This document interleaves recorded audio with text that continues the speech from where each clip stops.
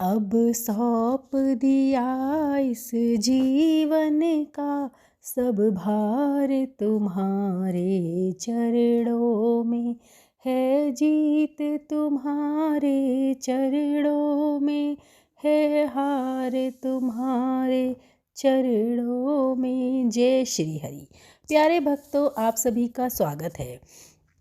पौष पुत्रदा एकादशी की व्रत कथा आज हम बड़े ही श्रद्धा भाव से श्रवण करेंगे।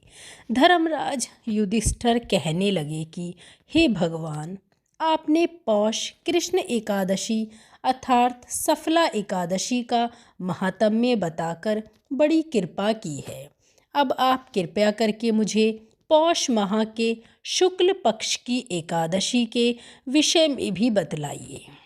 इस एकादशी का क्या नाम है और इसके व्रत करने का क्या विधान है? इसका व्रत करने से किस फल की प्राप्ति होती है और उसमें कौन से देवता का पूजन किया जाता है? कृपया यह सब मुझे विधि पूर्वक समझाइए। तब भगवान श्री कृष्ण बोले, पौष माह के शुक्ल पक्ष में आने वाली इस एकादशी को पौष पुत्रदा एकादशी कहा जाता है। इसमें भी नारायण भगवान की पूजा की जाती है। विधि पूर्वक इस व्रत को करना चाहिए।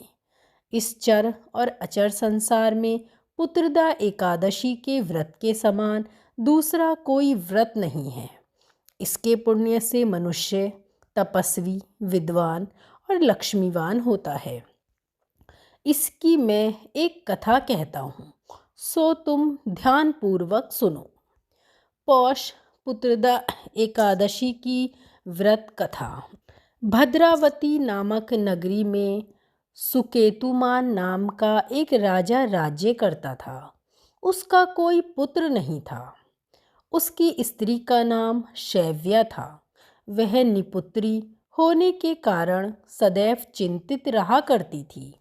राजा के पितर भी रो रो कर पिंड लिया करते थे और सोचा करते थे कि इसके बाद हमको कौन पिंड देगा। राजा को भाई, बांधव, धन, हाथी, घोड़े, राज्य और मंत्री, इन सब में किसी से भी संतोष नहीं होता था। वह सदैव यही विचार करता था कि मेरे मरने के बाद मुझको कौन पिंड दान करेगा। बिना पुत्र के पितरों और देवताओं का ऋण मैं कैसे चुका सकूंगा। जिस घर में पुत्र ना हो उस घर में सदैव अंधेरा ही रहता है। इसीलिए पुत्र उत्पत्ति के लिए प्रयत्न करना चाहिए।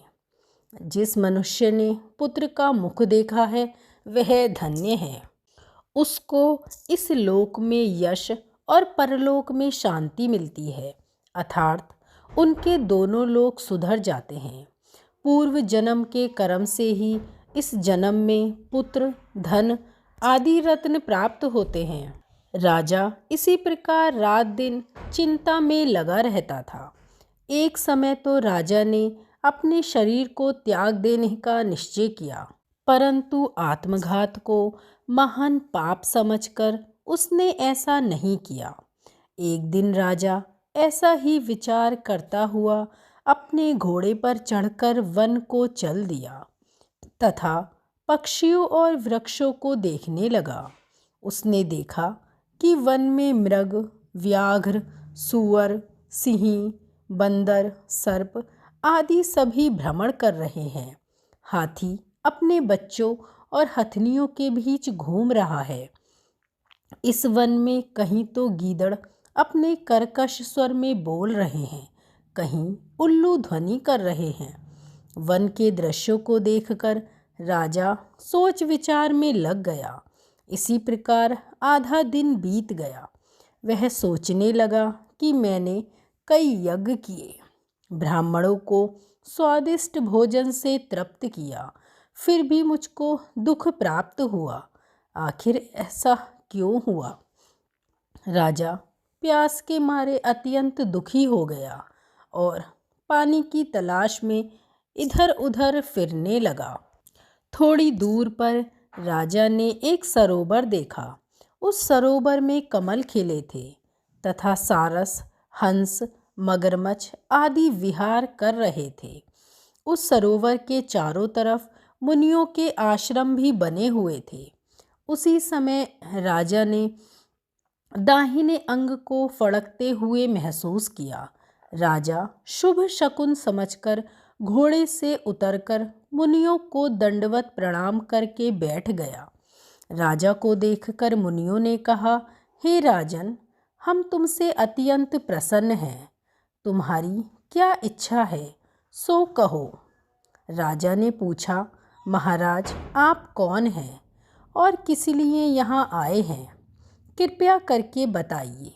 मुनि कहने लगे कि हे राजन, आज संतान देने वाली पुत्रदा एकादशी है। हम लोग विश्व देव हैं और इस सरोवर में स्नान करने के लिए आए हैं। यह सुनकर राजा कहने लगा कि महाराज, मेरे भी कोई संतान नहीं है। यदि आप मुझ पर प्रसन्न हैं तो एक पुत्र का वरदान दीजिए।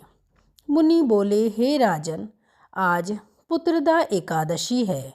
आप अवश्य ही इसका व्रत करें। भगवान की कृपा से अवश्य ही आपके घर में पुत्र का जन्म होगा। मुनि के वचनों को सुनकर राजा ने उसी दिन एकादशी का व्रत किया और द्वादशी को अपने व्रत का पारण भी किया। इसके पश्चात मुनियों को प्रणाम करके महल में वापस आ गया।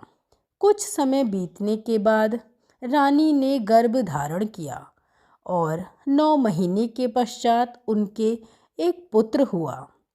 यह राजकुमार अत्यंत शूरवीर, यशस्वी और प्रजापालक हुआ। श्री कृष्ण बोले, हे राजन, पुत्र की प्राप्ति के लिए पुत्रदा एकादशी का व्रत करना चाहिए। जो मनुष्य इस महात्म्य को पढ़ता है, सुनता है या सुनाता है, उसे अंत में स्वर्ग की प्राप्ति होती है। बोलिए पुत्रदा एकादशी की जय। श्री हरि विष्णु की जय। तो दोस्तों, पुत्रदा एकादशी की ये कहानी या कथा हमने बड़े ही प्रेम भक्ति से सुनी। अगर आप पुत्रदा एकादशी का व्रत नहीं भी कर रहे हैं, तब भी आप बड़े ही प्रेम के साथ पुत्रदा एकादशी की इस कथा को अवश्य ही श्रवण करें। इससे आपके घर में सुख शांति बनी रहेगी और संतान को भी उच्च सौभाग्य की प्राप्ति होगी। धन्यवाद।